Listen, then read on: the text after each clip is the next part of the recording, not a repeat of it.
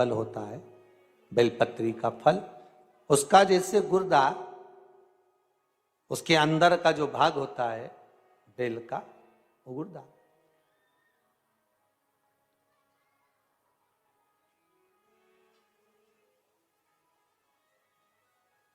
उसको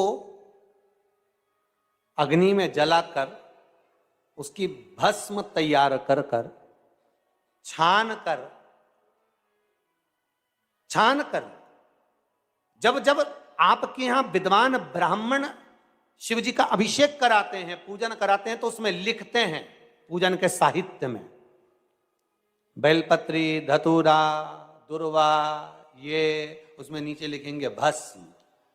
लिखते कि नहीं लिखते? लिखते हैं ना, भस्म अभिषेक में चाहिए रहती। तब उस भस्म का थोड़ा सा भी भाग आप अगर शिव को समर्पित कर रहे हो तो ये जान लें कि शंकर मनवांछित फल प्रदान कर रहे हैं, शिव फल प्रदान कर रहे हैं।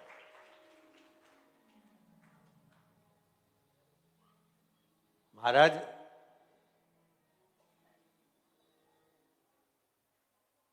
बेलपत्री के वृक्ष के नीचे बैठकर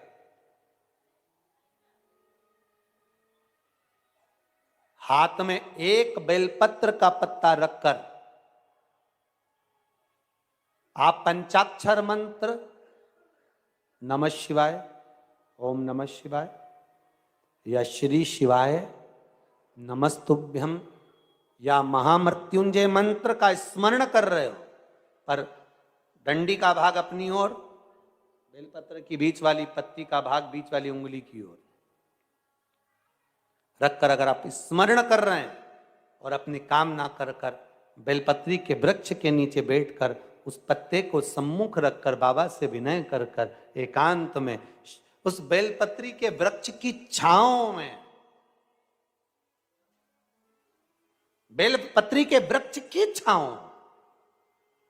आप कामना कर कर उस पत्ते को शंकर भगवान के ऊपर समर्पित कर रहे हैं, तो ये जान कर रखें कि पार्वती और शिव का मिलन करवा रहे हैं और अपनी मनवांछित फल कामना पूर्ण करवा रहे हैं। क्योंकि शिव और पार्वती का जब मिलन होता है, शंकर पार्वती जब एक दूसरे के सम्मुख में होते हैं, शिव और पार्वती जब एक दूसरे के सामने अपने बच्चों के कारण एक दूसरे के सम्मुख में आते हैं, तो उनके चेहरे पर प्रसन्नता का भाव आ जाता है।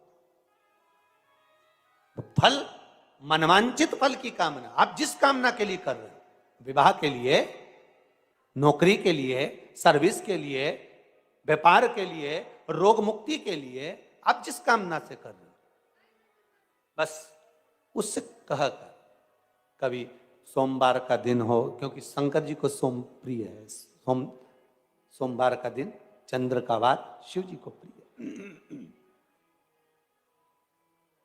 शिव जी को प्रिय है।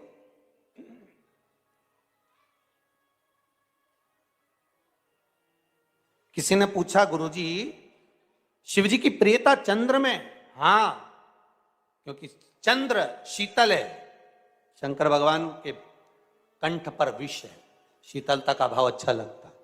शंकर भगवान को इसलिए कहते भोले, भोले को भोला पसंद है। आप जितने भोले रहेंगे, दुनिया के लोग भले आपको मूर्ख कहें, पगला कहें, भोला कहें, पर आप शंकर के प्रिय हो। ज्यादा हमें चतुर नहीं बनना। क्या करें चतुर बन के? प्रियता है।